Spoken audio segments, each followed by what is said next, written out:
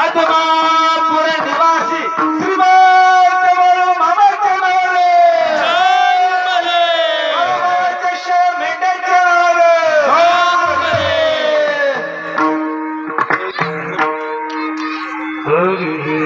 मनमुनी शरण जावे सर्व भावे निवासी सर्व भावे निवासी सर्व भावे देवासी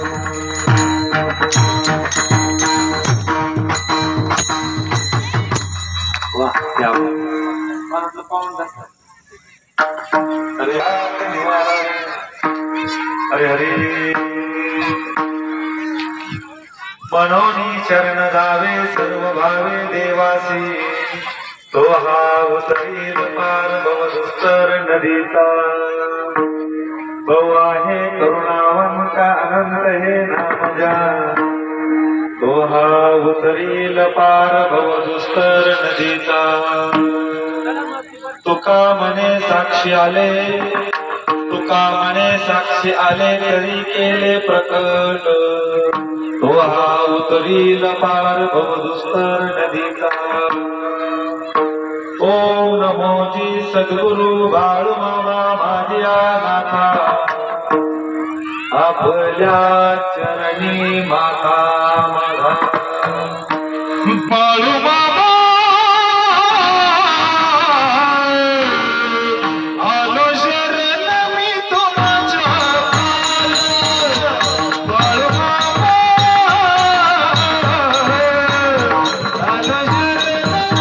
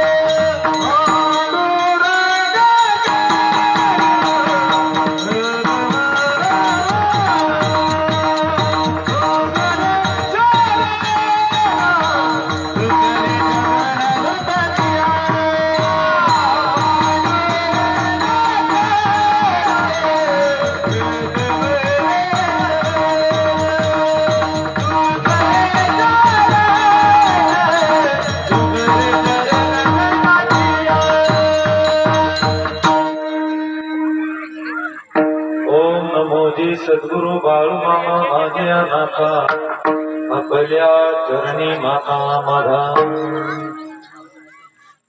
वचन भावे कमलापती माझ्या रंगाची विनंती कर जोडितो कथे काळी आपण सावी जवळी दयांचे दिव्या स्मरण होय सकळ विद्येचे अधिकरण हे जीवनलो श्री चरण श्री गुरूंचे ते नमस्कार मी आता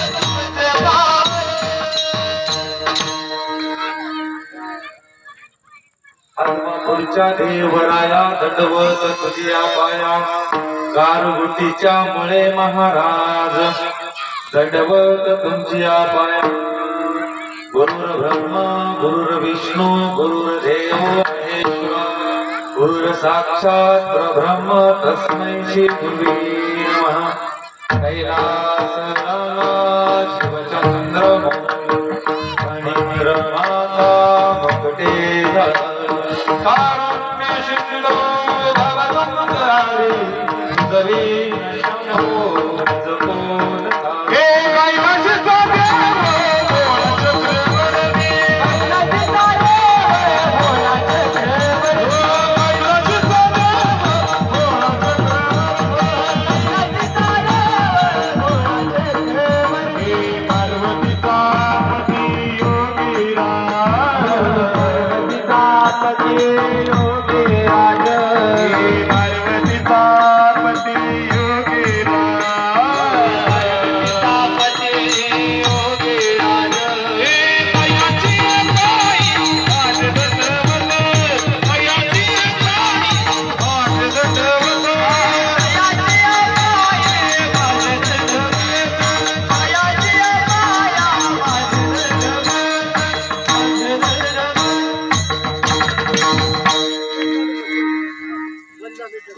मनोनी शरण घावे सर्व भावे देवासी तो हा उतरील पार दुस्तर नदीचा प्रसंग प्राप्त प्रसंग जगाचा मालक बंधमान नायक आत्मापूर निवासी श्रीमंत बाबा मुख्या साधू संतांचा दिंडी सोहळा घेऊन या भावी गावाच्या पंचक्रोशीमध्ये जगाच्या मार्गाचं पाऊल लागलं आणि या पंचक्रोशीमध्ये साक्षात दररोज पंढरपूर अवतरायला लागलं. एवढं महान भाग्य या गावात. किती दिवस झाले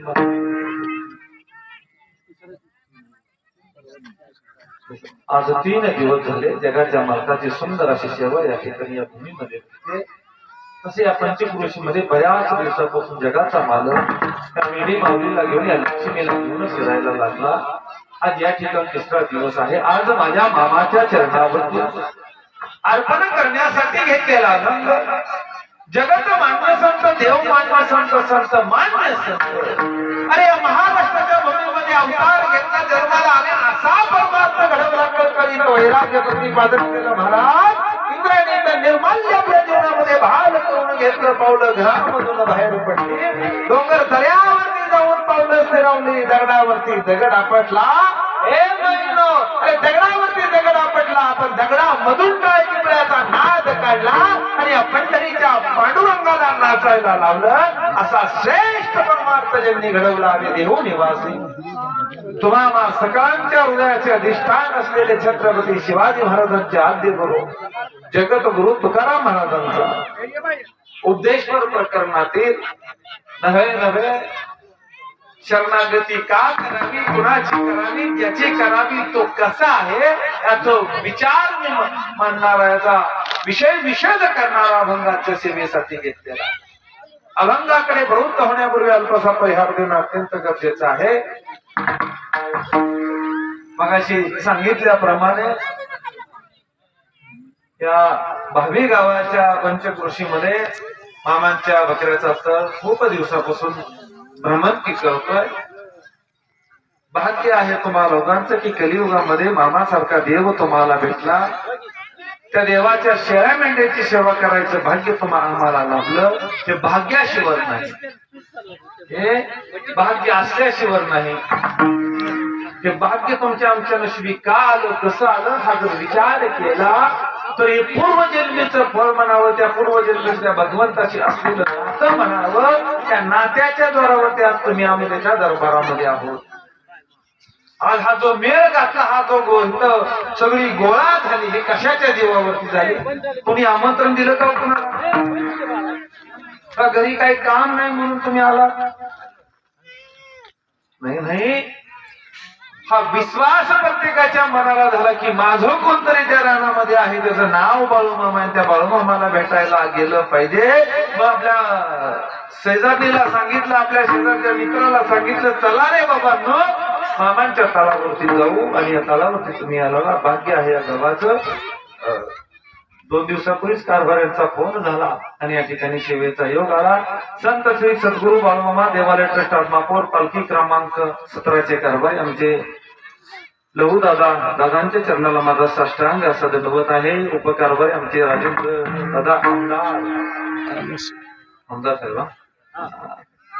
आमदार साहेबांचे चरणाला माझा साष्टांग असा दंडवत आहे. आमचा मामांचा छोटा लाडका पुजारी असतील ठोंबरे मामा आहे, आमचे बाळू पुजारी आहेत, विजू आहे, दादा ही सगळी परिचयाची लेकर, त्या सगळ्या मामांच्या सेवकांच्या चरणाला माझा साष्टांग असा दंडवत आहे. लाख मोलाची सेवा या मेंढक्यांच्या हातून करते. सेवा फक्त जर खऱ्या अर्थानं कोण करत असेल ना मामांची, तरी फक्त मेंढके बरं का. तुम्हाला मला वाईट वाटण्यासारखं काहीच नाही बरं का, वाईट वाटण्यासारखं काहीच नाही. सेवा कशी असावी, सेवा कशी करावी आणि कोणत्या भावनेनं करावी हे मेंढक्यांकडून शिकावं. ऊन नाही, वारा नाही, पाऊस नाही, कशाचाही विचार नाही, कशाचाच विचार नाही. फक्त एकच विचार आहे, माझ्या मामांच्या शाळे मेंढ्याची पोटं भरली पाहिजे. माझ्या मामांच्या शाळे मेंढ्यांची पोटं भरली तर संध्याकाळच्याला दूध देतील, आणि संध्याकाळच्याला दूध भरपूर आलं तर त्यांची पिल्लं दूध भरपूर पेतील, आणि मेंढी माऊलीही तृप्त होईल, आणि त्यांचं लेकरूही ती लावारी तृप्त होईल. ही भावना घेऊन दिवस रात्र त्या मेंढी माऊलीची सेवा करणारे सगळे मेंढके बंधू, सगळ्या मेंढके बंधूंच्या चरणाला माझं साष्टांग दंडवत आहे. दादांनो, लाख मोलाची सेवा आहे तुमची. तुमची सेवा किती श्रेष्ठ आहे माहितीये, मी नेहमी सांगत असतो. या देवाचं तुमचं नातं इतकं जवळचं आहे की या भगवंतानं स्वतःच्या ताटातला घास तुम्हाला खायला द्यावा एवढा जीव तुमच्यावरती आहे, कारण तुम्ही त्या मेंढी माऊलीला जीव लावता, म्हणून देवाचा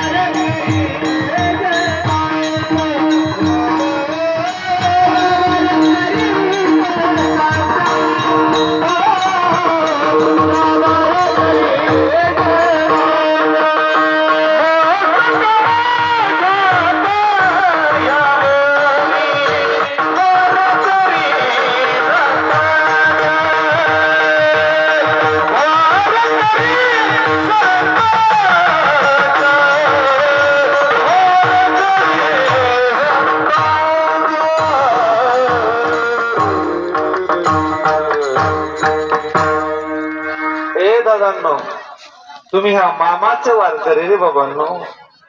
पंढरीच्या पांडुरंगाची आषाढी वारी वर्षात एकदा निघते, कार्तिकी वारी निघते, पण या जगाच्या पाठीवरती दररोज वारी करणारा देव म्हणजे जगाच्या पाठीवरचा माझा बाळूमामा देव आहे. आणि त्या देवाची तुम्ही वारकरी या सगळ्या मेंढक्यांच्या चरणावरती माझा साष्टांग असा दंडवत आहे.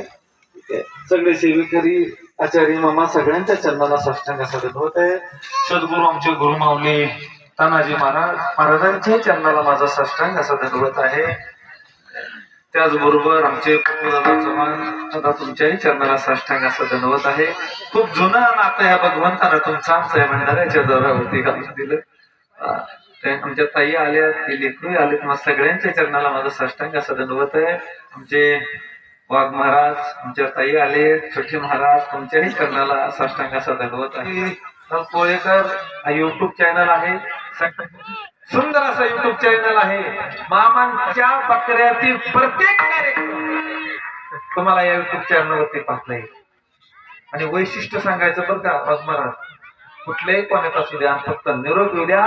कोळेकर महाराज असा असा कार्यक्रम यावं लागतं, तीच मोटरसायकल, रात्रीचा असो, दिवस असो, पाऊस असो, वारा असो, महाराज ही सुद्धा भक्तीच आहे हो, ही सुद्धा सेवाच आहे हो. कोळेकर मामा शांताबाई कोरेकर हा युट्यूब चॅनल आहे. सर्वांनी त्या चॅनलला सबस्क्राईब करा, लाईक करा, शेअर करा आणि या चॅनलवरती विविध मामांचे कार्यक्रम पहा. आता जोरदार टाळ्या वाजवा.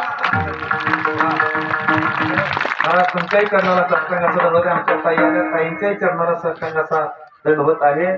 त्याचबरोबर सुंदर अशी साध्यांनाचे हरिभक्तपरायण सचिन महाराज सुद्धा हरिभक्तपरायणचे प्रकाश महाराज लोखंडे युवा मृदुमले आमचे महेश दादा महेश महाराज डोबळे चरणाला सत्संगाचा दंडवत आहे. महाराज मंडळी तुम्हा सगळ्यांच्या चरणाला माझं साष्टांग शब्द नाही तुमचं कौतुक करायला. हातामध्ये टाळ नाही. भक्ती करायला साधनाची गरज नाही हो. भक्ती करायला साधनाची गरज नाही. भक्ती करायला साधनेची गरज आहे. आणि तुम्ही जे उभा राहिलात ना महाराज, ही तुमची साधना आहे हो महाराज. भक्ती खूप सोपी आहे. कलियुगात जर सोपं काय असेल ना, ऐका, कलियुगात जर सोपं काय असेल ना तर परमार्थ सोपं आहे. कलियुगामध्ये हजारो वर्ष तपश्चर्या करावं लागत नाही. एका नामावरती देवाची प्राप्ती होती. फक्त अवघड तुम्ही आम्ही करून, कारण ज्या ठिकाणी स्वीकार करण्याची तयारी नाही, मान्य करण्याची तयारी नाही, ज्या मनामध्ये त्या भगवंताचा ध्यास पाहिजे, दिशावा पाहिजे ना, त्या ठिकाणी इतर गोष्टीने जागा घेतली आणि देव कुठल्या कुठं निघून गेला कळलंच. खूप मन मोठी महाराज. देवाची भक्ती करायचं मन मोठं असावं लागतं. देव आपल्या बरोबरच असणार आहे, शंकाच नाही महाराज. मी कीर्तनकर नाही महाराज, मी प्रवचनकर नाही, मी शास्त्राचा अभ्यासक नाही, मला काही येतही नाही. मी माझ्या मामाचा गडी आहे, जगाच्या बापाचा मी गडी आहे. त्या मालकानं मला सांगा ना, तुम्ही उभं राहावं, सगळं मामाने करून घ्यावं, माझ्या हातामध्ये काही नाही. माझ्यासारख्या पामराच्या सेवेत तुम्ही उभा राहिला, तुमच्याकडनं कुणाच्या साष्टांगाचा धर्म देतो. ही सगळी मामाची लेकर, ह्या सगळ्या मामाच्या लेकी आहेत. ही सगळी मामाची लेकर धरून तुमच्याही चरणाला साष्टांगाचा धर्मत आहे. देवाच्या समोर यायचं, जवळ यायचं, सभेला आलं की मागं बसावं. कशात कुठं जाऊन आलं पाहिजे हे कळलं पाहिजे. म्हणून शरण जावे सर्व भावे देवासी, म्हणून शरण जावे सुरुवातच केली कारण की, आणि मग त्याचं सगळं स्पष्टीकरण दिलंय. का जायचं, कुणाला जायचं, कशासाठी जायचं, तो काय करील, तो कसा आहे, ह्याचं सगळं विवेचन तुकाराम महाराजांनी अभंगामध्ये मांडलं. तुकाराम महाराज सांगू लागले, म्हणून शरण जावे सर्व भावी देवासी, म्हणून शरण जावे, पण कुणाची, तर देवाशी जावे. कसे जावे, सर्व भावे जावे. का जावे, तो हा उतरील पार. अतिशय महत्वाचं. तिथं तुम्ही आम्ही आलोय ना, आज एवढी मंडळीची वारी एवढी मोठी चाललेली ना, कशासाठी माहिती महाराज, तो हा उतरील पार. भाऊ दुस्तर, तुम्हा आम्हाला ती जेवढी वारकरी चालतायत ना, फक्त ह्या नदीमधून पार करून जाता आलं पाहिजे, ह्या भवसागरामधून पार करून जाता आलं पाहिजे. म्हणून हा चाललेला जो उपद्याप आहे. आणि मग त्याचं सरळ आणि साधा मार्ग तुकाराम महाराजांनी सांगितला. तुकाराम महाराज सांगू लागले, म्हणून शरण जावे. का जावे, तर तो हा उतरील पार भाऊ दुष्कर नदीचा. मग कोणाशी जावे, तर देवाशी जावे. त्या देवाला म्हणून शरण गेलं पाहिजे. तो कसं गेलं पाहिजे, तर सर्व भावे शरण गेलं पाहिजे. साधी गोष्ट, पेपर लिहित असताना गणिताच्या पेपर मध्ये गणित व्यवस्थित सोडवलं, पण उत्तरच नाही लिहिलं, मार्क मिळणार का? हातचा ठेवला तर जमणार आहे का? केलं तर 100%. मग सर्व भावे, कुठलीही शंका मनामध्ये ठेवू नये, सर्व भावनेनी शरण जावे. महाराज या तुमच्याही चरणाला महाराज साष्टांगाचा दंडवत आहे. वारंवार आपली भेट होत असते. मामांची कृपा आहे. पेरायचं शेतामध्ये झालं, वरच चितोडं झालं आणि पेरलं, वरच्या वर नाही, बी सगळं खाली जमिनीमध्ये गेलं, उगवणार आहे का महाराज?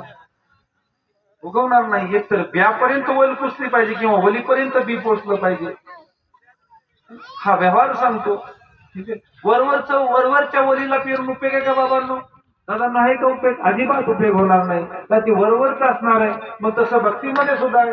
मामांची भक्ती करायची, मामांच्या शेळ्या मेंढ्याची भक्ती करायची ना, तर सर्व भावे केली पाहिजे. सर्व भावाने त्याला शरणाला पाहिजे. देवाला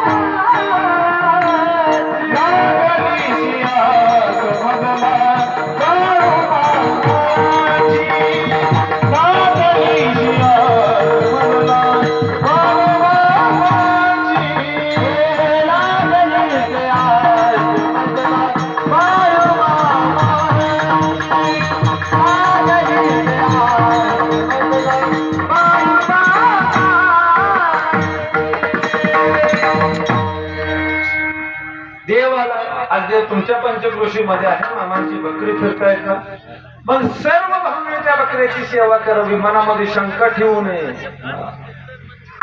जर एखाद्याची अर्ध एकर जर घास असेल, गवत असेल खाण्यासाठी केलेलं, आपल्या जनावरांसाठी काय केलं असेल, त्यातलं 10 गुंठ का होईना, 5 गुंठ का होईना मामांच्या बकऱ्यासाठी द्यावं. त्या बकऱ्यासाठी देणं म्हणजे त्या भगवंताची झालेली. मगाशी मी सांगितलं की मेंढके बंधू ह्या मेंढी माऊलीसाठी का झटतात, तर त्यांना माहितीये त्या मेंढी माऊलीचं पोट भरलं की देव गालामध्ये हसल्याशिवाय, म्हणून ते मेंढी माऊलीची काळजी मेंढकं करतात. मग ते मेंढी माऊलीची सेवा केली पाहिजे, अनन्य भावाने शरण गेलं पाहिजे, सर्व भावाने त्याला शरण गेलं पाहिजे,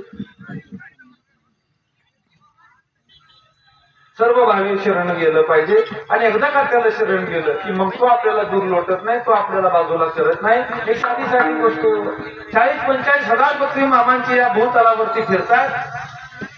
40-45 हजार बकऱ्याची काळजी करणारा माझा देव तुम्हाला उपाशी ठेवल, तुमच्या गुराढोराला उपाशी ठेवल. अरे 40-45 हजार काय घेऊन बसतात, अख्ख्या ब्रह्मांडाची काळजी करणारा माझा देव आहे. मग त्या ठिकाणी बकरी घेऊन आला तर त्या शाळा मेंढ्याची सेवा करणं. मग तो जर ह्या शाळा मेंढ्याची एवढी काळजी करत असेल, शाळा मेंढ्याचं कुठे घेऊन बसला, या जगाची काळजी वाहणार, या ब्रह्मांडाची काळजी वाहणारा जगाचा मालक म्हणजे हा आत्मापुरता देव. जगा दुनियाची काळजी माझा देव.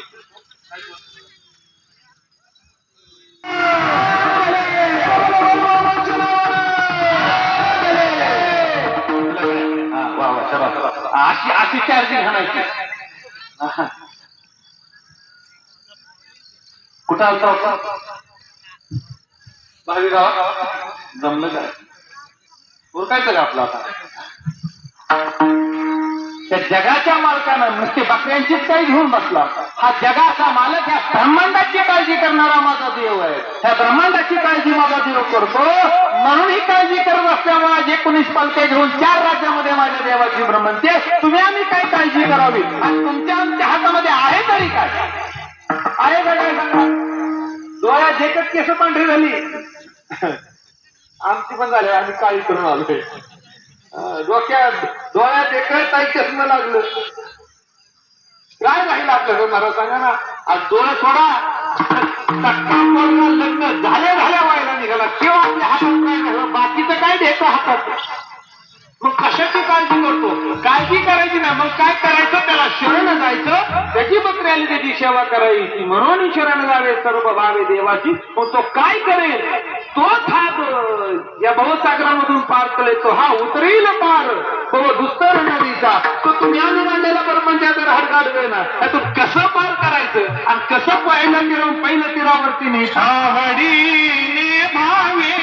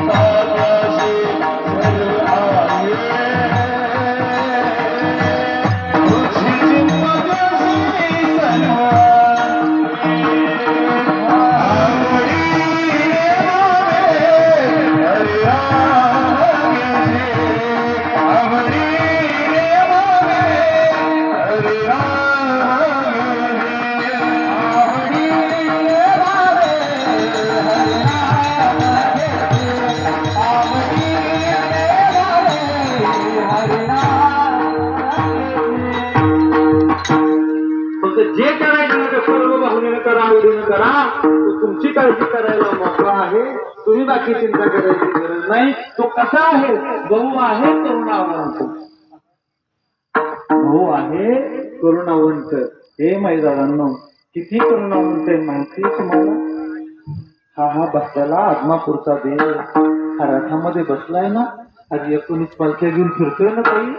हे दादांनो, किती करुणावंत आहे माहिती तुम्हाला. कधी विचार केला का ग माई, इतका करुणावंत, इतका करुणावंत आहे. स्वतःच्या परपंचाचं वाटोळ केलं म्हणून आमचा परपंच राखायला करायला लागला हो. स्वतःची नाही त्याला आठवण आली, स्वतःच्या परपंचाची नाही त्याला काळजी वाटली. हे माई सत्यव माता दोन्ही हातानं बोलतो पण तुम्हावरती कृपा करत होता, सत्यव मातेवरती नाही कृपा केली महाराज देवाने. आक्रोश केला, दोन्ही हातानं रडायला लागली. पण स्वतःच लेकरू धरणीमाईच्या कुशीमध्ये गाडलं. देवानं का कशासाठी सांगू लागला सत्यवाला, सत्य तुझा माझा परपंच वाढवायला बसलो आणि जगाचा परपंच उघड्यावरती पडेल. कोण काळजी करेल ह्या जगाच्या परपंचाची? तुझा माझा परपंच वाऱ्यावरती सोडू आणि जगाचा परपंच करू. भाऊ आहे इतका दयाळू, इतका कृपाळू माझा देव आहे. भाऊ आहे करुणावंत, अनंत हे नाम म्हणजे तुझ्या अनंताचे नाव आहे. आणि तुकाराम महाराज सांगू लागले, तुका म्हणे साक्षी आले तरी केले प्रकट. जे मला अनुभवाला आलेलं आहे तेच मी तुम्हाला सांगतोय. तुकाराम महाराज सांगू लागले की मी उगाच सांगत नाही, जे मला अनुभवाला आले ना ते मी तुमच्या समोर मांडायला लागलेलो आहे. म्हणून तुकाराम महाराज सांगताय की भाऊ आहे करुणावंत. विशेषण लावलं, भाऊ आहे करुणावंत, अनंत हे नाम जप, अनंत ही त्याचे नाव आहे. भाऊ करुणावंत आहे तुकाराम महाराज सांगू लागले. आणि मी जे काही सांगतो हे माझ्या स्वानुभवातून मी सांगत आहे. तुम्ही स्वतः त्याला शरण जाऊन बघा आणि त्याची सेवा करा, त्याच्या शेळ्या मेंढ्याची सेवा, त्याची भक्ती करा, तर तुमच्यावरती कृपा केल्याशिवाय राहणार नाही का तो भाऊ आहे करुणावंत. तुकाराम महाराज सांगतात अभंगाचा सरळ आणि साधा भावार्थ संपला. माझं म्हणणं अजिबात नाही, त्या अभंगाचा भावार्थ असा असेल. प्रत्येकाच्या विचारणा वेगवेगळा असू शकतो. त्याचा विठोबाच नाही तर म्हणजे मामांच्या चरित्राकडे आपण परत होऊया.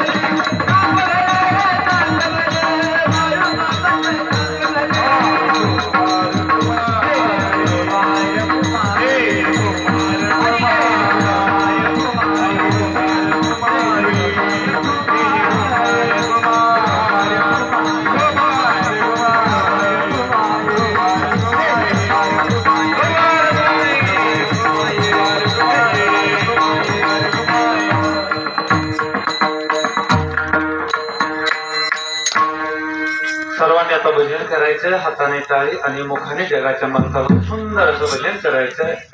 एक रूप व्हायचंय त्या भगवंताच्या भजनामध्ये. महाराष्ट्र घ्या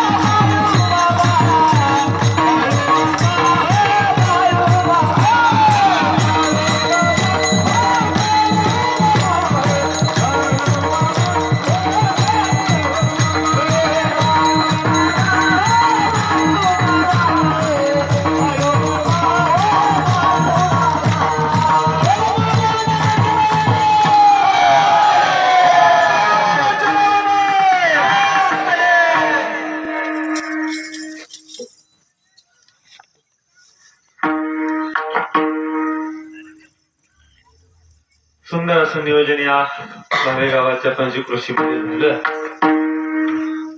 हकीम शेंगे परिवार ही सेवा करते. म्हटलं भावी नाही नाही एवढी भावना आहे लोकांची. बरोबर आहे त्याचा तुम्ही अर्थ चांगला धरला ती ठीक आहे. त्या सगळ्या संयोजक आयोजकाच्या चरणाला साष्टांगाचा धन्यवाद आहे. हे माहीत दादा नाही का, या जगाच्या मालकानं भूतलावरती अवतार घेतला 1892. देव धनगराच्या कोळामध्ये अवताराला आला. या देवानं जगदुनियाचं कल्याण केलं. आणि आज सुद्धा देव समाधिस्थ होऊन आज जवळजवळ 58 वर्ष झाली. 1966 ला देव समाधिस्थ झाला. आणि या जगदुनियाचं कल्याण सुद्धा माझा देव आजही करतो.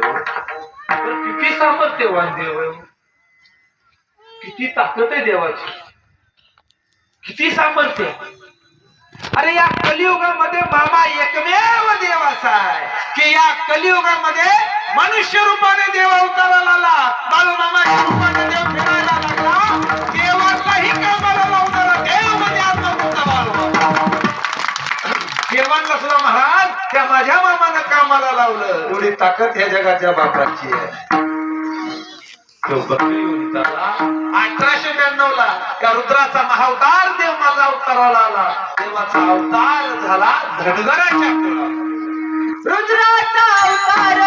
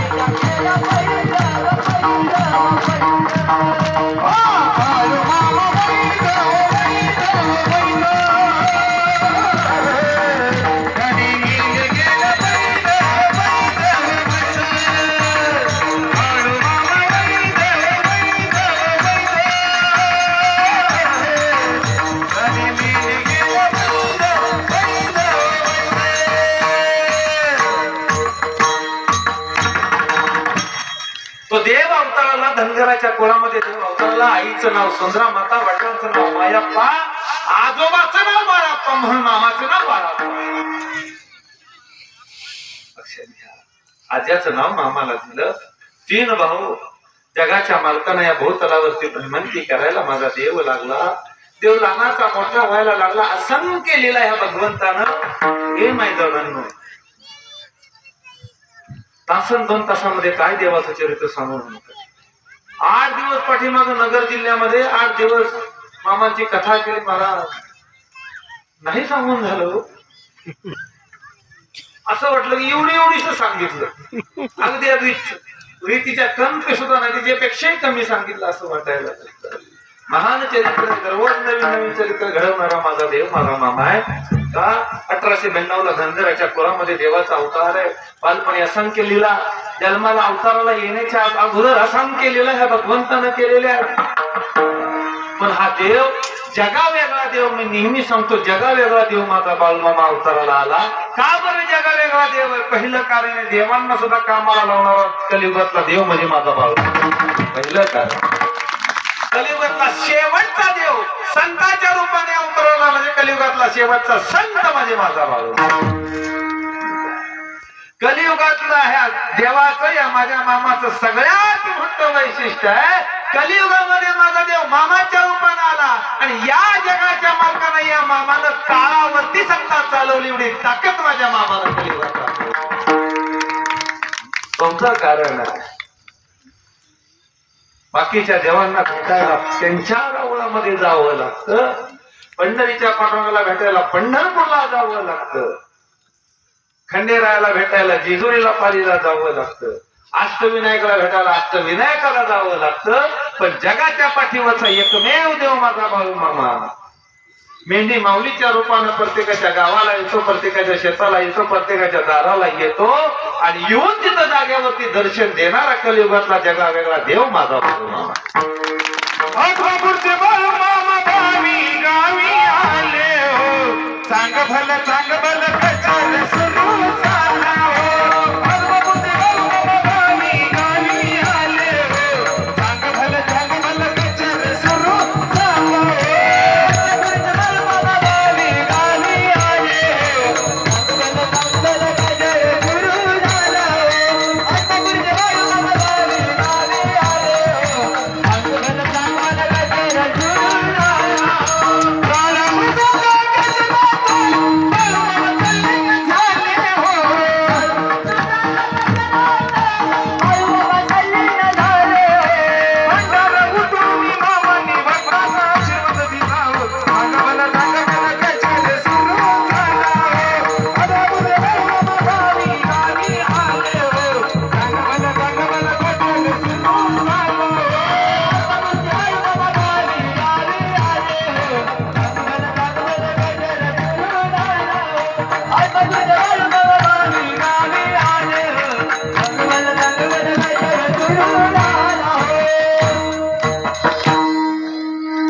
देव तुमच्या इथं आला आणि तुम्ही सगळे देवापाशी यायला लागले.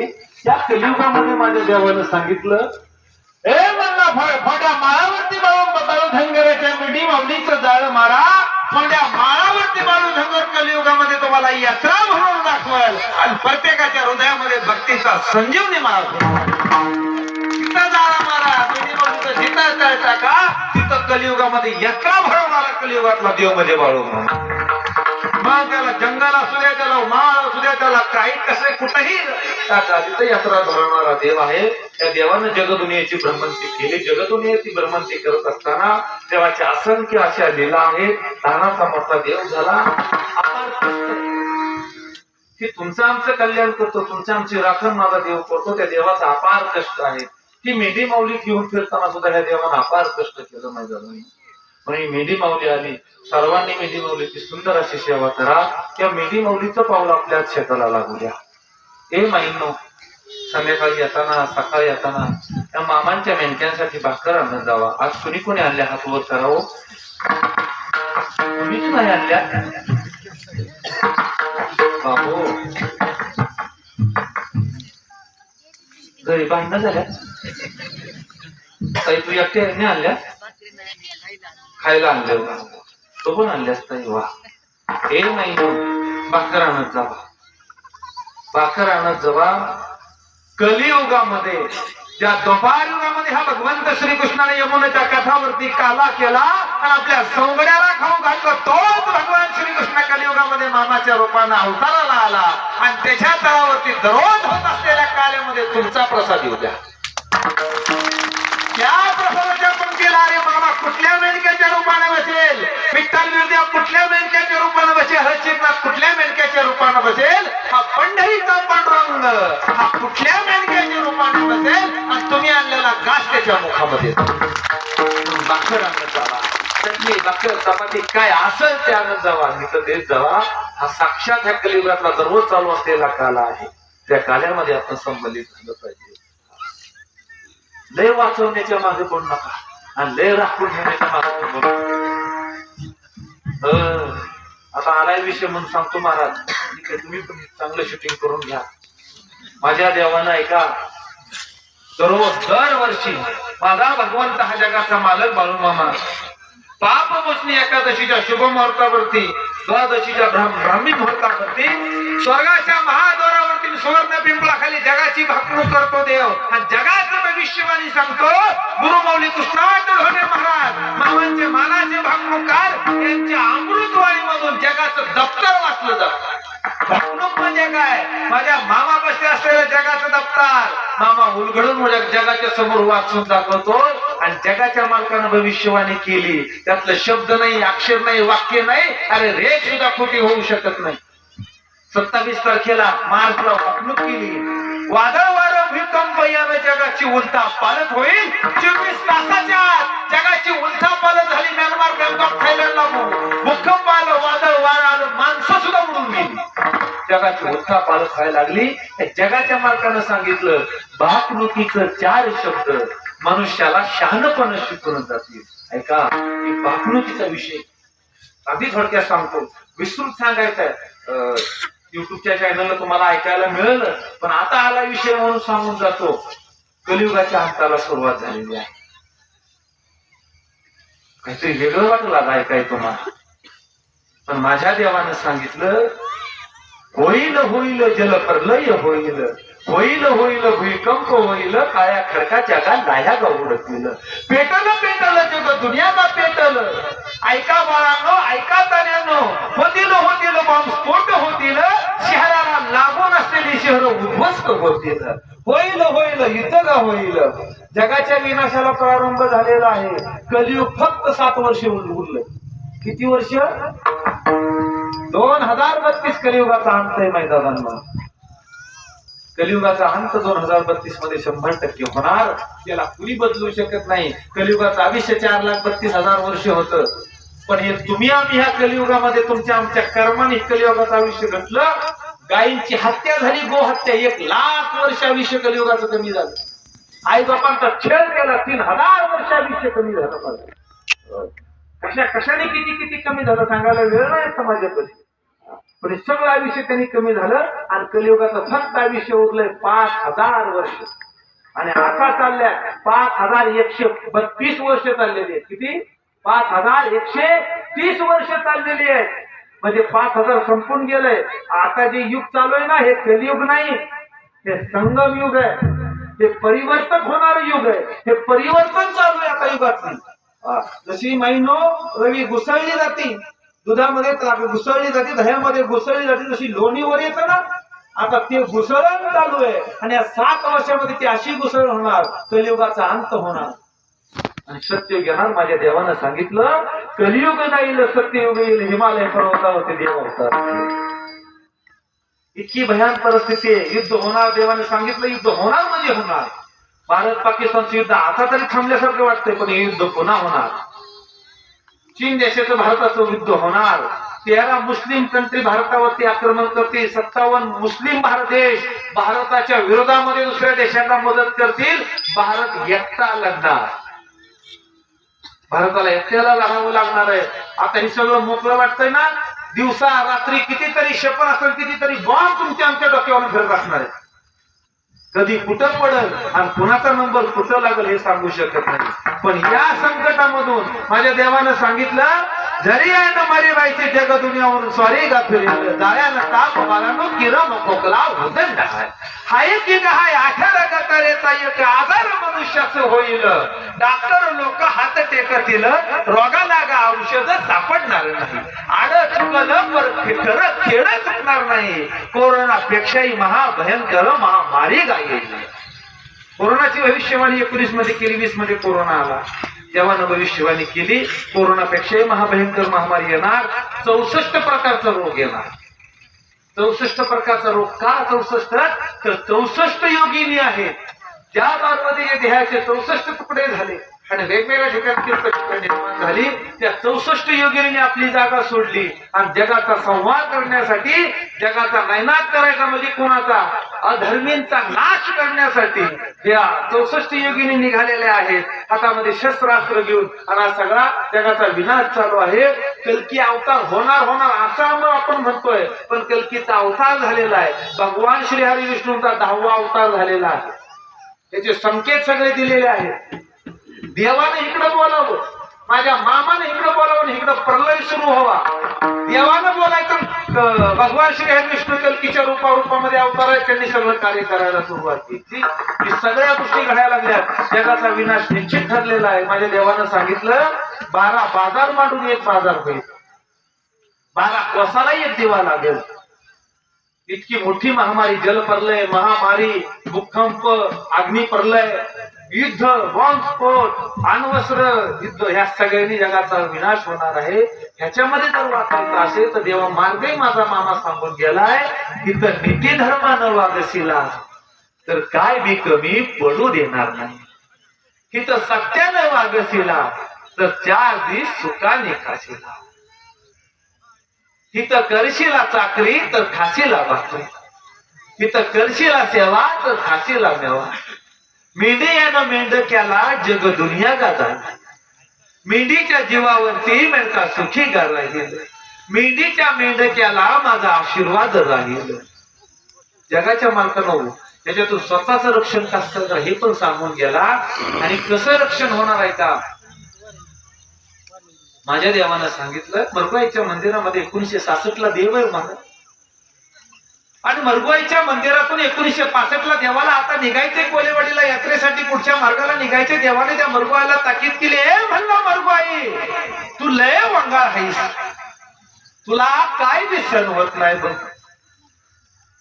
अरे म्हणला मरगुआई तुझा फेरा आला नव, ती जगाचा विनाश ठरलेला आहे बघ. पण म्हणला मरगुआई रांगाचे तू ज्या येळेला गाडी उचल बघ, त्या वेळेला तुझ्या गाडीचा गाडीवान बाळू धनगर असेल. हो कमरे मामा, की जगाचा विनाश निश्चित आहे. पण तू ज्या वेळेला गाडी झुकशील नव त्या वेळेला तुझ्या गाडीचा गाडीवान बाळू धनगर असेल. मग जेव्हा पर्यायच्या गाड्या फिरायला सुरुवात होईल तेव्हा त्या गाड्याचा गाडीवान म्हणजे गाडी हाकणारा हा मामा असणार आहे. आणि मामा ठरवणार त्याच्या भक्ताच्या घराकडे न्यायचा का दुसऱ्या घराकडे न्यायचा. वाजायची जागा मामाच्या मामानं सांगितलेली आहे. म्हणून या शेळ्या मेंढ्याची सुंदर अशी सेवा करा. येणारा काळ खूप भयंकर आहे. आता कमवण्यापेक्षा आता हातून धर्म कसा होईल, हातून नीती धर्मानं कसं वागता येईल. दररोज या भगवंताची मामांची जरी बकरी इथून गेली तर त्या मेंढी माऊलीची जिथं बकरी शक्य आहे तिथपर्यंत पोहोचा. आदमापूरला जावा, त्या भगवंताच्या दर्शनाला जावा. आणि त्या भगवंताचं भेट घेणं म्हणजे साक्षात जगाच्या मालकाला त्या स्वर्गामध्ये जाऊन भेटल्यासारखं. जगाच्या मालकाला स्वर्गामध्ये जाऊन भेटल्यासारखं. देव जर बघितलं ना पप्पू दादा मन भरत नाही. देवाचं खरंच मन भरत नाही. 2-2 वेळा 3-3 वेळा 4-4 वेळा जाऊन देव बघूशी वाटतो. मोठे मोठे डोळे केले तरी देव हृदयामध्ये बसत नाही हो. कारण स्वर्गामध्ये आपला देव तिथं आत्मापुरात नांदतो. पण माझ्या देवाला माहितीये माझ्या प्रत्येक लेकरा भावाला इथपर्यंत येता येणार नाही ना. म्हणून या मेंढी माऊलीच्या रूपानं देव स्वतः इथं लक्ष्मीला घेऊन येतो आणि तुम्हाला हे भक्तीचा संजीवनी मला तुमच्या हृदयामध्ये करतो. त्याची सुंदर अशी सेवा करा, त्या मेंढी माऊलीची करा. धर्म करा, धर्म करा. धर्माची स्थापना करायला माझा देव आलाय. कल्कीचा अवतार होणार आहे तर त्याच्या अगोदर धर्माची स्थापना झाली पाहिजे. जर अधर्म राहिला, एक साधी गोष्ट ना, देवाचा अवतार का करायचं कारण समजून घ्या. 1892 अवतार, 1966 समाधी आहे. आणि कल्कींचा अवतार कल्की विष्णूचा, भगवान विष्णूचा अवतार आता झालेला आहे. त्या अवताराच्या अगोदर धर्माची स्थापना करायची आहे. जर धर्मच राहिला नाही, जर धर्मच राहिला नाही, अधर्म वाढला तर आज अधर्मींचा नाश होणार. मग कलियुगामध्ये कलियुग जाऊन सत्ययुग येईल, पण सत्ययुगामध्ये माणसं कुठनं असणार. म्हणून तो धर्म जिवंत ठेवण्यासाठी, तो धर्माची स्थापना करायसाठी या भगवंताला 1892 अवतार घेतला आणि देव अवताराला आलेला आहे. जशी ह्या शेळ्या मेंढ्यांची देव लेकर म्हणून सेवा करतो, लेकर बाळा बाळ म्हणून सांभाळ करतो, तशी तुमची आमची सुद्धा लेकर म्हणूनच माझा देव सांभाळ करतो. याचा विश्वास मनामध्ये ठेवा. मामा माझा लेकरं बाळा, मामा माझा लेकरं बाळा.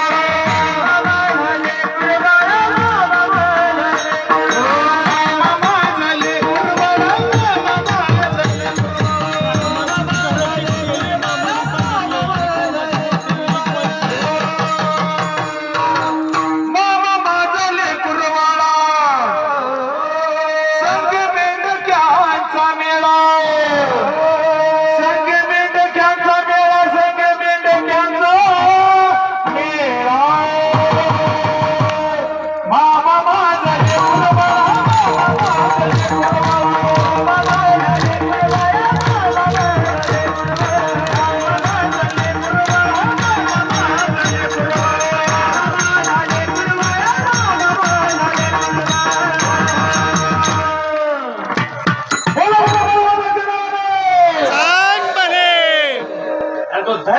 स्थापन करायला आपला देव आला.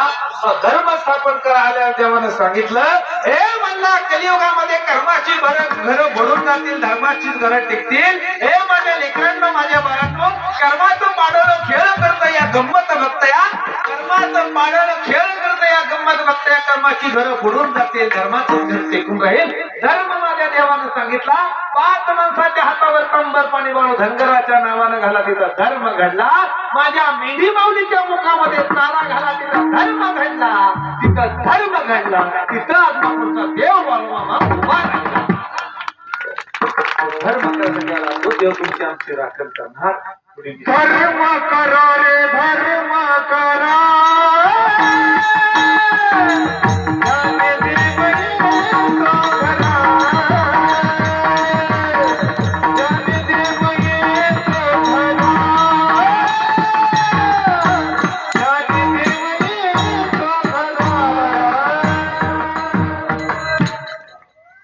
तो धर्म तुम्ही करा.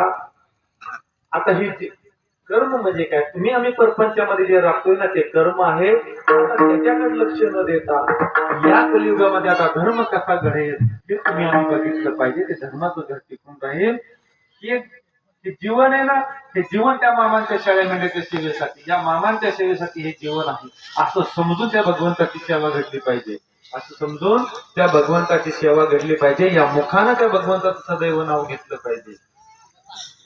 या मुखानं त्या भगवंताचं सदैव नाव घेतलं पाहिजे. त्या मामाचं नाव घेतलं पाहिजे. त्या मामाच्या सेवेसाठी आपला देह अर्पण करून टाकला पाहिजे, व्हायला पाहिजे. तसं या मेंढके बंधूंनी त्या मामांच्या मेंढी माऊलीसाठी त्यांचा सद्गुरु हा जन्म नाही पुन्हा, तुम्ही बाळू मामा हो म्हणा. सद्गुरु हा जन्म नाही पुन्हा, तुम्ही बाळू मामा हो म्हणा. सद्गुरु हा जन्म नाही पुन्हा, बाळू मामा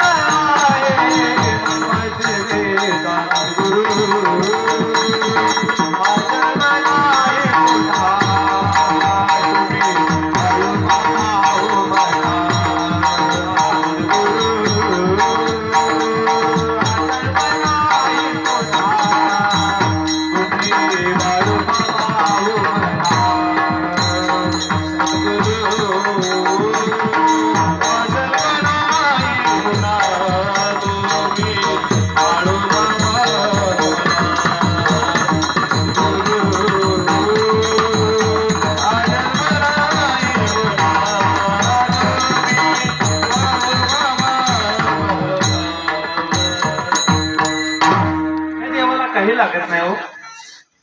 माझ्या देवानं सांगितलंय का? माझ्या देवानं सांगितलं, अरे म्हणला जो माझ्या तळावरती आलाय नव, जो माझ्या तळावरती आला राबला, मी त्याच्यासाठी राबला.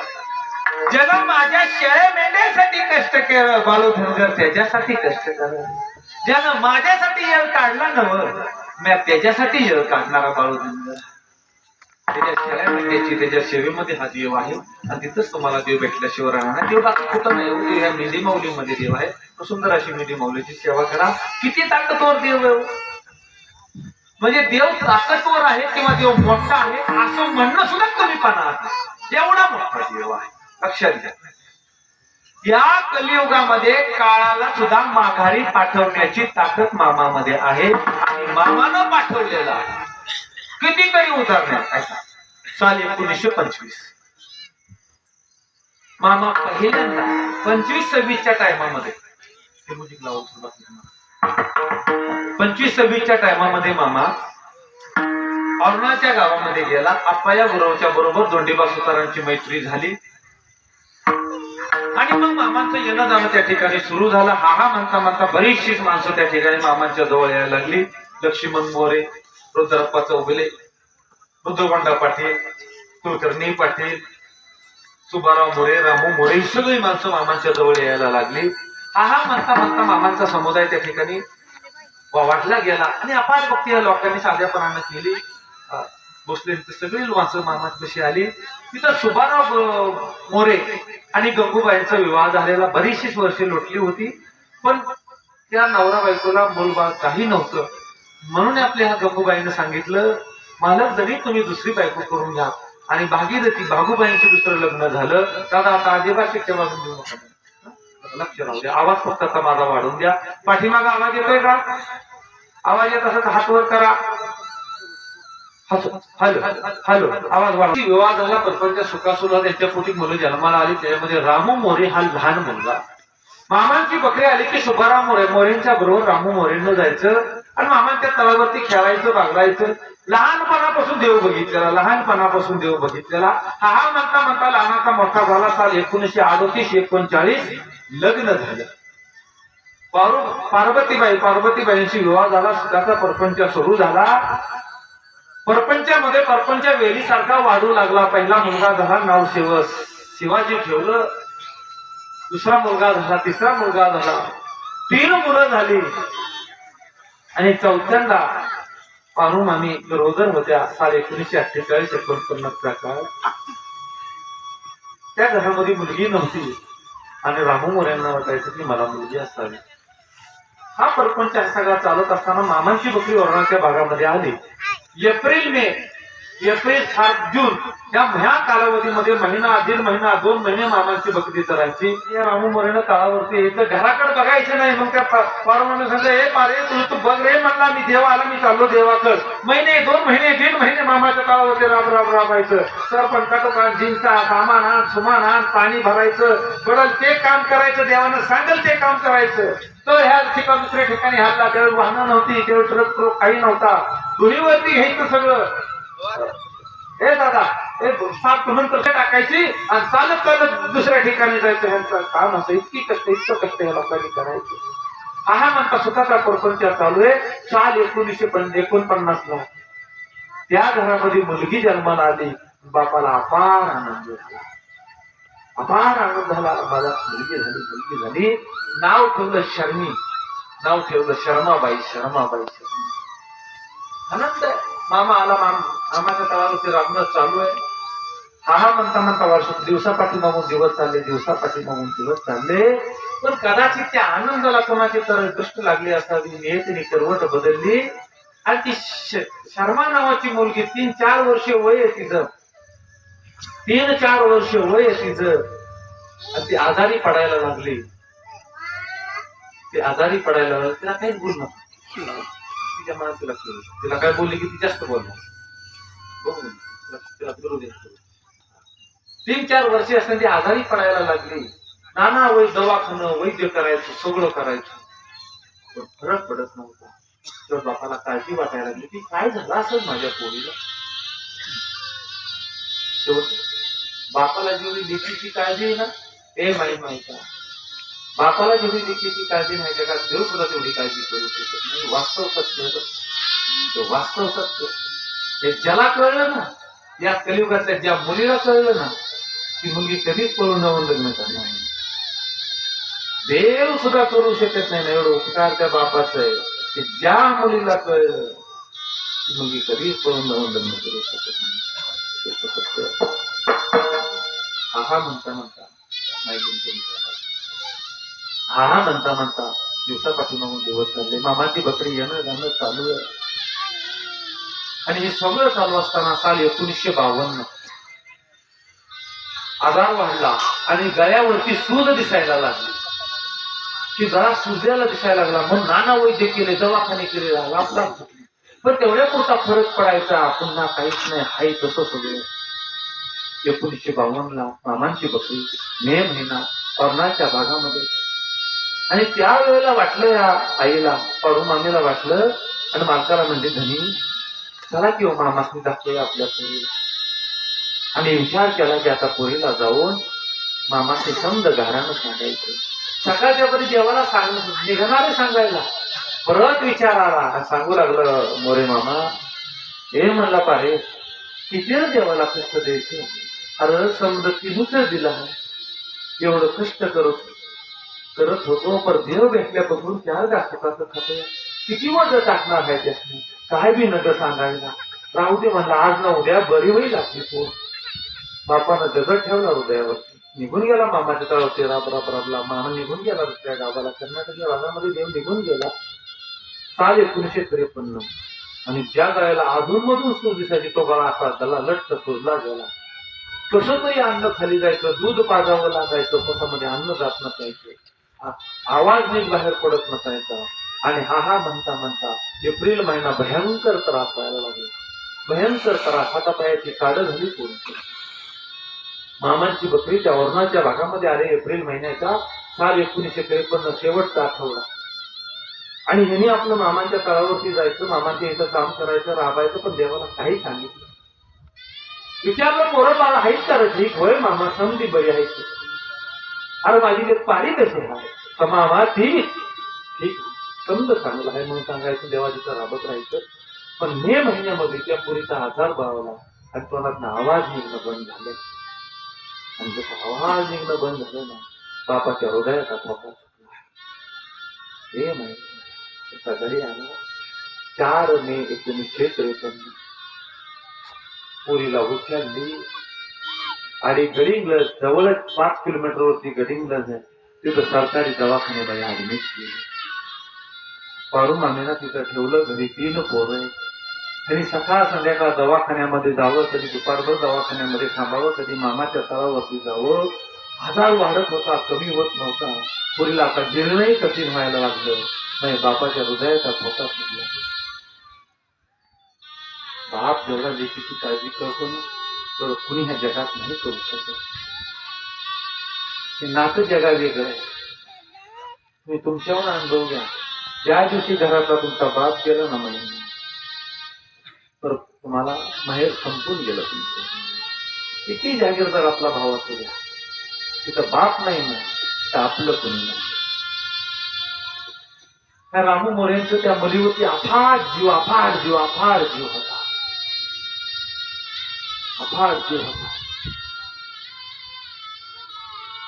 शेवट हा म्हणता म्हणता 10, 15, 20 दिवस लोटून गेलं. 12 दिवस झाले होते, 15 दिवस, 16 दिवस झाले. आणि डॉक्टरनी एक दिवस 23 तारीख वार शनिवार 1953 रामू मोरेंना डॉक्टरांनी बोलवलं आणि सांगितलं, रामू ही तुझ्या पोरीची कागद आणि ही गोळ्या औषध जी आणि पोरीला घरी घेऊन जा. त्यावेळेला रामूने विचारलं, डॉक्टर माझी पोरगी, माझी शर्मी बरी होईल ना? होय रे म्हणले, तू जा घरी, आता इथं ठेवू नका. पण हृदयाचा ठोका चुकला ना, काहीतरी गडबड आहे. डॉक्टरला विचारलं, डॉक्टर काय झालं ती सांगावं. डॉक्टरने सांगितलं, हे म्हणले जा रे म्हणले, जेवढ्या दिवस राहतील तेवढ्या दिवस पोरीची काळजी घे. डॉक्टर माझ्या पोरीला काय झालं सांगा, माझी पोरगी बरी होईल ना? डॉक्टरने सांगितलं. असं दोन्ही खांद्यावरती हात ठेवलं. डॉक्टर सांगू लागला, रामू तुझ्या पोरीला बरा न होणारा आजार झालाय रे. असं म्हटल्याबरोबर पायाखालची जमीन सरकली. हो महाराज, डोळ्यात पाण्याच्या धारा लागल्या. डॉक्टर काय झालं हो माझ्या पोरीला? अरे म्हणले तुझ्या पोरीला कॅन्सर नावाचा रोग झालाय. असं म्हणल्याबरोबर मठ तिची खाली बसला. कॅन्सर म्हणलं की मृत्यू. डॉक्टरच्या पुढे हात जोडला. तोपर्यंत पारू मामी पाठीमागून आले होत्या, सगळं ऐकत होत्या. डॉक्टरला हात जोडलं, सांगितलं, डॉक्टर आयुष्यभर तुमच्या इथं चालत घालतो. डॉक्टर माझी लेख वाचवा. पारू मामी पुढे आल्या, पदर पसरला हो डॉक्टर. डॉक्टर माझी एकुलती एक मुलगी हो, लय जीव आहे माझ्या मालकांचा. हो तिला काय कमी जास्त झालं तर माझं मालक मी जगणार नाही. तो डॉक्टर आम्ही दोघं बी तुमच्या इथं चालत घालू, पण माझी लेख वाचवा हो डॉक्टर, लय जीव आहे आमच्या त्यांचा. डॉक्टर ऐकून घेत होता. तुझे दोघांच्या डोळ्याच्या पाण्याच्या धारा लागल्या होत्या. डॉक्टरने समजून सांगितलं, अरे रामू माझ्या हातात असं मी का केलं नसतं रे. जा घरी घेऊन जा, 2, 4, 3, 10 दिवस महिनाभर राहील, तिची सेवा करा, तिच्याबरोबर राहा. न इलाज झाला. संध्याकाळच्या 4च्या सुमाराला तुम्ही हातामध्ये पोळीला घेतलं दादा नो आणि ओरणास गडिंगलाच्या भागातून चालत निघाला ओरणाच्या दिशेनं डोळ्यातल्या पाण्याच्या दारात थांबत नव्हतं घरी आला पोळीला घरात ठेवलं पोळीपाशी बसवून राहिला तो बाप रात्रभर झोपला नाही हो पुरीची एकच काळजी माझ्या शरीरीच काय होईल मामा वारंवार विचारायचा बाकीच्यांना लक्ष्मण मोरे होते अजून मधून बाकीची माणसं यायची त्यांना विचारायचा देव अरे तो रांडाचा राण्या दिसत नाही ना हो कुठं हाय रे त्यो ती सांगायची मामा येईल ना हो कुठतरी काम असेल म्हणून गेला शनिवार 23 तारीख मे महिना 1953 रात्रभर झोप लागली नाही सकाळच्या पारी एकादश आहे बा 24 तारखेला रविवारचा दिवस आहे आणि एकादशीच्या दिवशी मामाची समजी नातीगुची गोळा झाली बेडगे गुरुजी भिकाजी पाटील बळवंत पाटील भोसले सरकार बापूसाहेब मगदूम सगळी माणसं गोळा व्हायला अंकापा चौका ही सगळी माणसं तिथे गोळा व्हायला सुरुवात झाली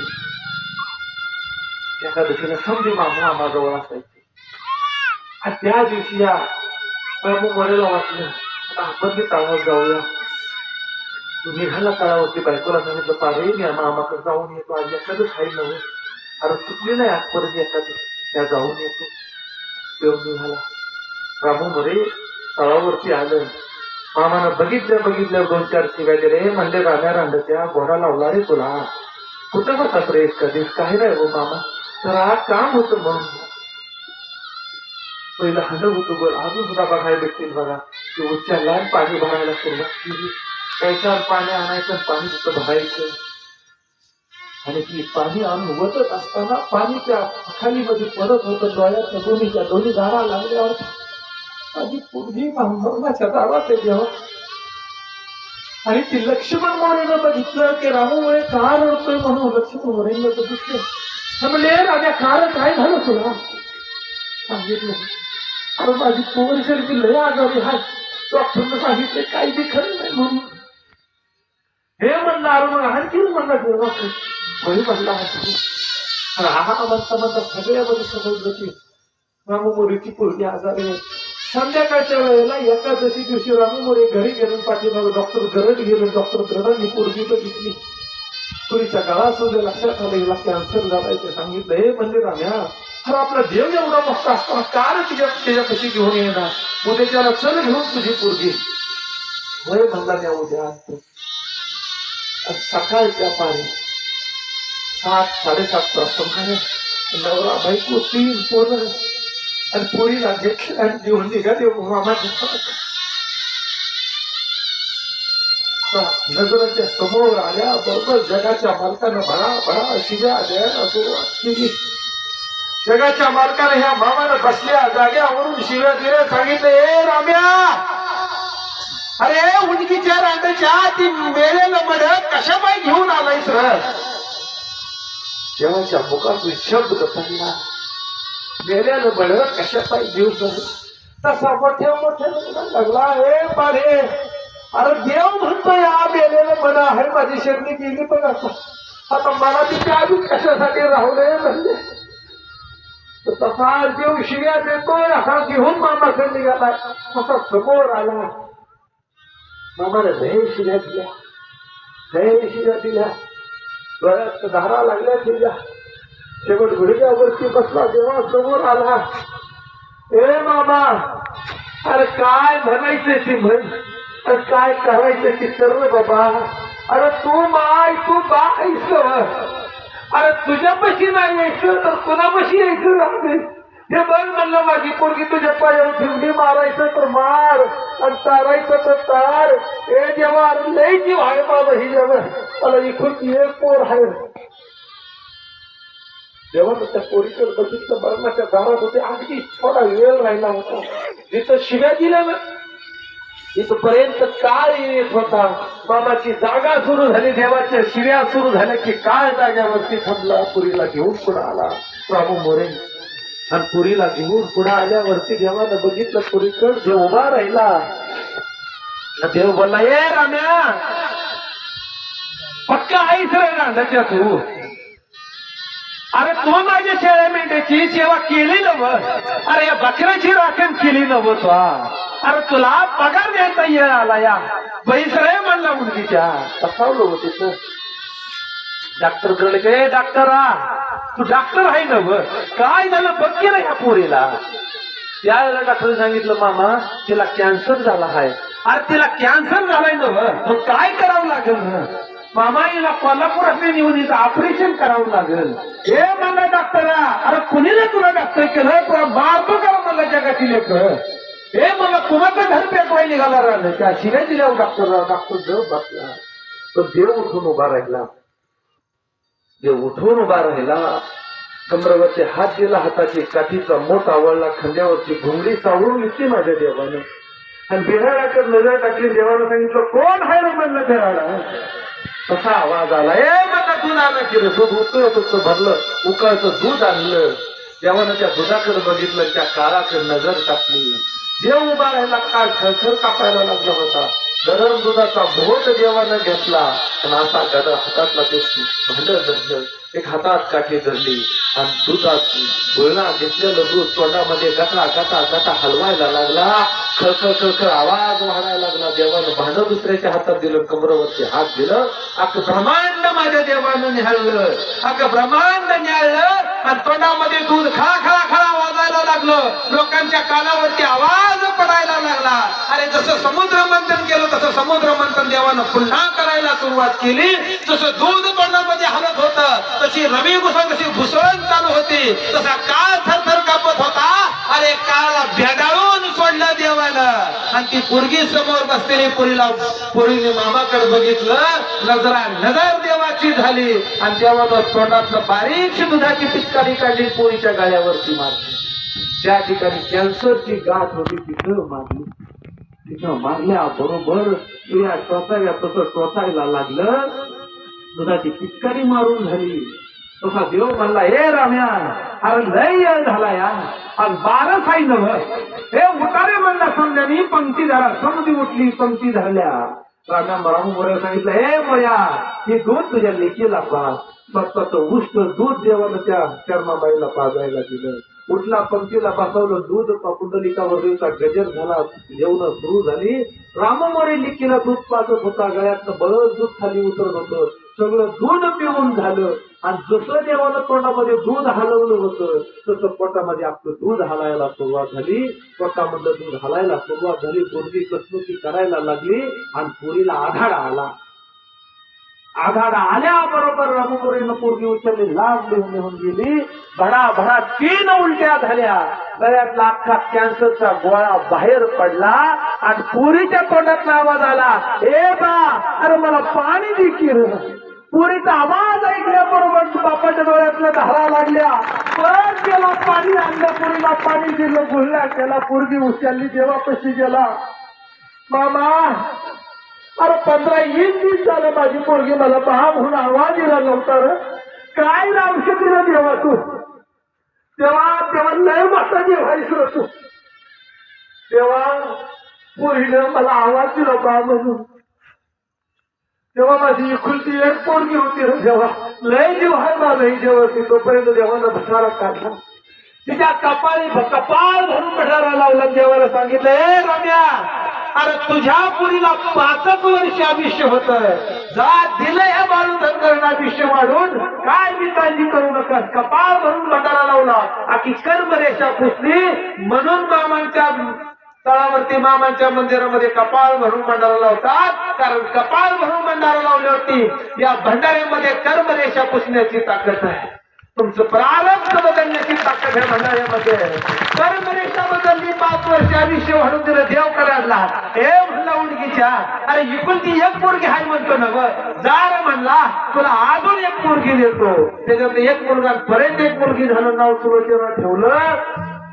देव सांगत होता देवा अरे कसं तुझं उपकार फेडू देवा. तेव्हा कुठल्या तोंडानं फेडू. तेव्हा तुझा उपकार ह्या जीवनात नाही भेटणार रे देवा. मी तुमचं गुण मामा तुमचं आमच्यावरी ऋण. आम्ही सेवेकारी तुमचे कैवारी.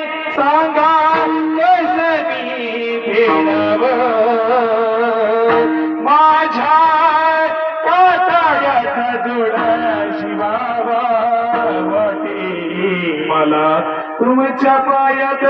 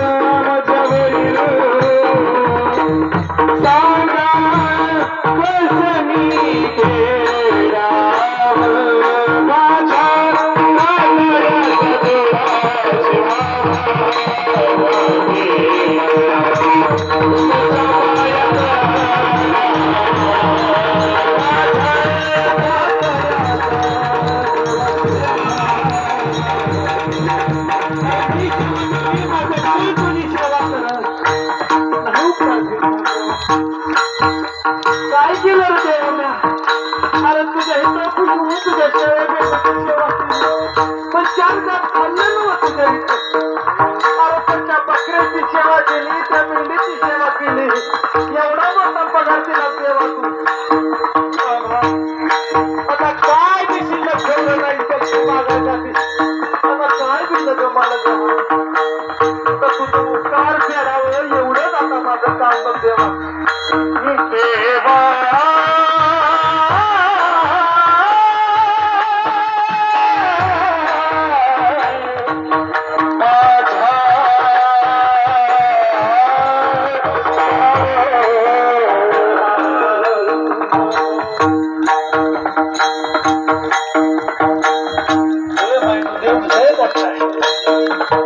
आजपर्यंत त्या मामाला पुन्हा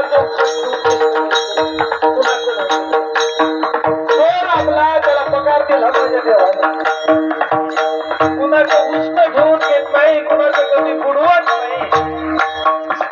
आज त्या राज्यामध्ये जगाची बकरी फिरता तुझ्या पिकामध्ये लोक ज्याचं खाल्लं ना त्याला बोड होऊन देवाने दिलं. अरे या देवानं त्या वेळेला मी वाचवलं. आज तुम्ही आत्मापुरात गेला ना माहीत दादा, या आत्मापुरात जनरेटर लाईटचं काम करणार सावंत संदीप सावंत त्यांना जाऊन भेटा. त्यांची आई म्हणजे शर्माबाई, आज वय वर्ष 73. हे माहित त्या शर्माजीला 1953 द्वादश सोमवार 25 मे 1953 ला या जगाच्या मालकाने आयुष्य वाढून दिलं. काळाच्या मुंग्यावरती पाय दिला, काळ माघारी पाठवलं. आज 73 वर्ष वय, इंजेक्शन नाही, दवाखाना नाही, का गोळी नाही. त्या बाईला विचारलं आधी चांगलं का देव कसा होता? दोन्ही डोळ्यात धारा लागतात आणि सांगतात अरे बाबा काय विचारतो कसा देव म्हणून? अरे मी तुझ्या समोर हाय नव्हे, मी त्या देवानं मला सगळं करून आहे. अरे याच्यापेक्षा काय सांगू रे? हे बाबा शब्द नाही तर माझ्या पशी सांगायला. मी शर्मा त्या 73 वर्ष आज जिवंत मला डोळा जन्मामध्ये गेला तर कधी खूप बघा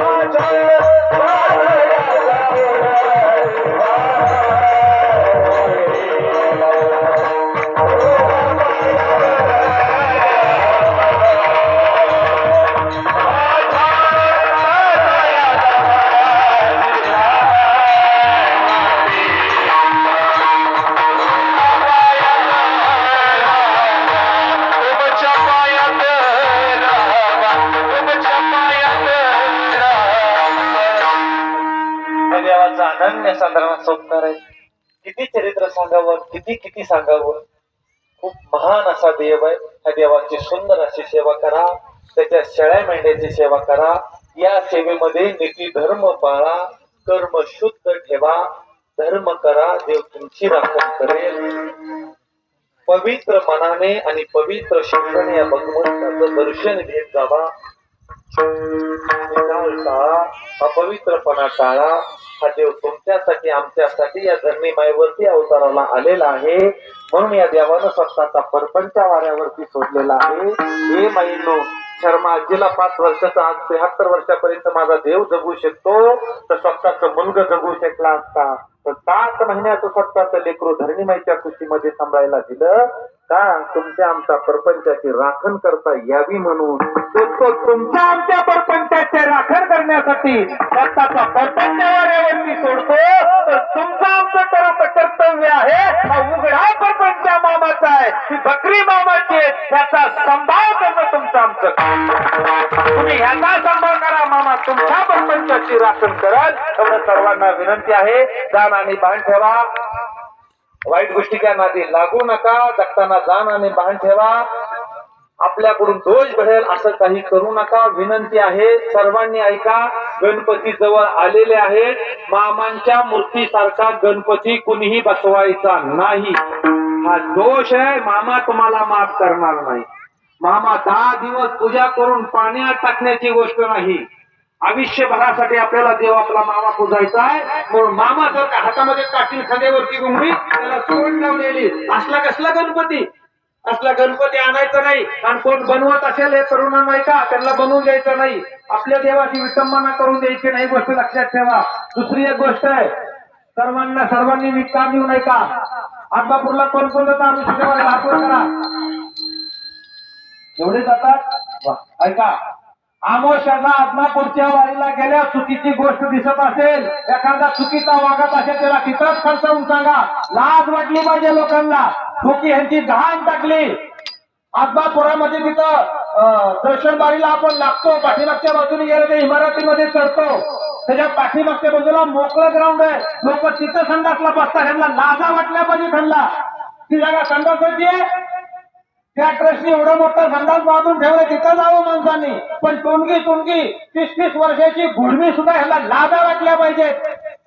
उघड्यावरती शौच करतात. मामाच्या मंदिरामध्ये घुसताना तंबाखू घालून शिरता तुम्ही, आणि त्या मंदिराच्या परिसरामध्ये तिथंच तंबाखूचा विडा काढून टाकणारे. लाज वाटली पाहिजे तुम्हाला. तुम्हाला नाही कॅन्सर झाला तरी गाड्या तुम्ही घरामध्ये तंबाखू खाऊन टाकता का? तुम्ही टाकतात का माहिती नको कोणी. इतकी नालायक लोक आहे. त्यांना आपला धर्म कळत नाही, आपला देव कळत नाही. काही उपयोग नाही तुमचा. तुम्ही किती वाऱ्या करा, दोषच पदरी पडणार आहे. पापाचाच भागीदार होणार आहात. पण पापाचं भागीदारी व्हायचं नाही. त्या मंदिरामध्ये गेल्यावरती, ह्या तळावरती आल्यानंतर नवे ज्या वेळेला मामाचा भंडारा कपाळी लावताल, ज्या वेळेला मामाच्या पुढे नतमस्तक होताल, ज्या वेळेला मामाचा भंडारा लावून बाहेर पडताल, नवे उभा आयुष्य पावित्र्याने जगा आणि शुद्ध कर्माने जगा. ते तुमच्या पाठीशी उभा राहील. अशुद्ध केव्हा चुकीचं कर्म केलं तर पाप घडेल. ही गोष्ट लक्षात ठेवा. सर्वांनी सुंदर अशी मेंढीबावणीची सेवा करा अशी सर्वांना विनंती करतो. दत्ताचा गोष्ट सांगतो. देवाचा उपकार कधी विसरू नका, संतांचा उपकार विसरू नका, आईबाबांचा उपकार विसरू नका. देवही उपकार करू शकत नाही, महान उपकार आईबाबांना केलेले आहे. ते उपकाराची जाण ठेवा. सुंदर असा आनंद जीवन जगा. जेवण करताना त्या शेतकऱ्याचा आभार मानायला विसरू नका, आणि झोप घेत असताना त्या सैनिकांचा आभार मानायला विसरू नका.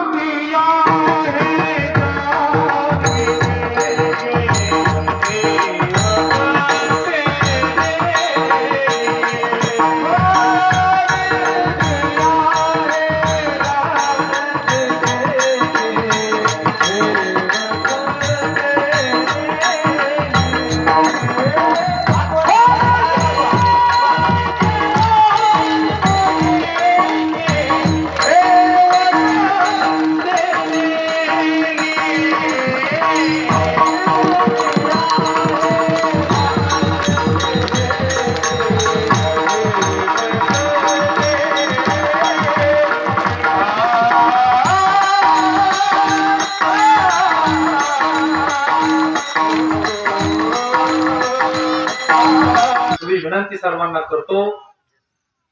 आमचे कारभारी लहूदादांच्या चरणाला साष्टांग असा दंडवत करतो. सगळ्या मेंढके बंधूंच्या चरणाला साष्टांग असा दंडवत करतो. लहूदादा खूप बरं वाटलं, खूप दिवसानं त्या सगळ्या मेंढके बंधूंचा दर्शनाचा योग आला, सेवेचा योग आला तुमच्या चरणाला. खरंच अकाल मोठ ब्रह्मांड नायक षडगो